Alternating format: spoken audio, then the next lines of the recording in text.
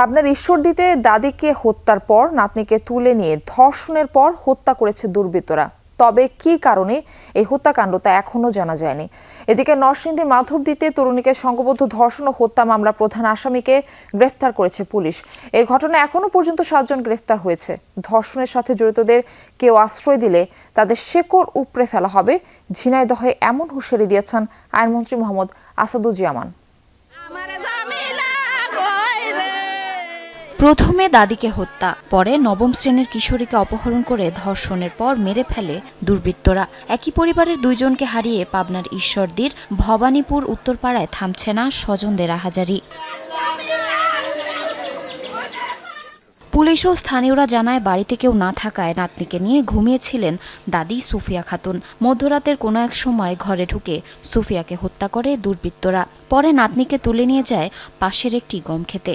সেখানে নির্যাতনের পর হত্যা করা হয় তাকেও। খবর পেয়ে মরদেহ দুটি উদ্ধার করে পুলিশ। আল্লাহ কিরাই এত সত্য ছিল আমার বোনের রে। আমার বোন তো পারা কেউ সাথে খারাপ করে কথা কয়নি। বাড়িতে কেউ ছিল না, শুধু বৃদ্ধ মহিলা এবং তার নাতনি ছিল। এই সুযোগটাই হয়তো নিছে।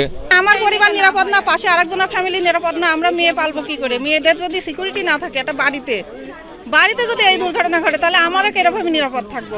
এই ঘটনায় তদন্ত সাপেক্ষে দোষীদের আইনের আওতায় আনতে কাজ করছে পুলিশ।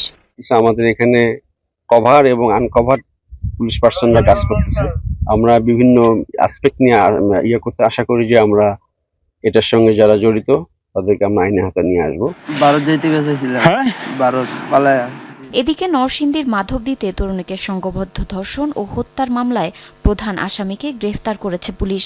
প্রাথমিক জবানবন্দিতে ভারতে পালিয়ে যাওয়ার চেষ্টার কথা জানায় আসামি নুরা। মেডিকেল রিপোর্ট পাওয়ার পর ধর্ষণকাণ্ডে জড়িতদের অপরাধের ধরন নিশ্চিত হওয়া যাবে বলে জানায় পুলিশ সুপার। আমরা মেডিকেল রিপোর্ট পেলে আমরা নিশ্চিত হব যে ধর্ষণ সহ খুন হয়েছে কিনা। মেডিকেল রিপোর্ট প্রাপ্তির সাপেক্ষে আমরা এই বিষয়ে আইনের ব্যবস্থা গ্রহণ করব। ধর্ষণের সাথে জড়িতদের কেউ আশ্রয় দিলে তাদের শেকড় উপড়ে ফেলা হবে, ঝিনাইদহে এমনটাই বলেছেন আইনমন্ত্রী মোহাম্মদ আসাদুজ্জামান। যতটা তৎপর ছিলাম এখানে তার থেকে 1 ডিগ্রি বেশি হলে তৎপরতা দেখতে পাবো।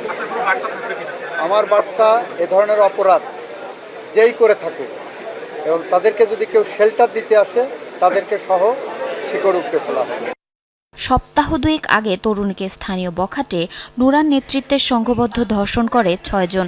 পরবর্তীতে গত বুধবার ওই তরুণীকে তুলে নিয়ে যায় তারা। পরদিন তার মরদেহ উদ্ধার করে পুলিশ।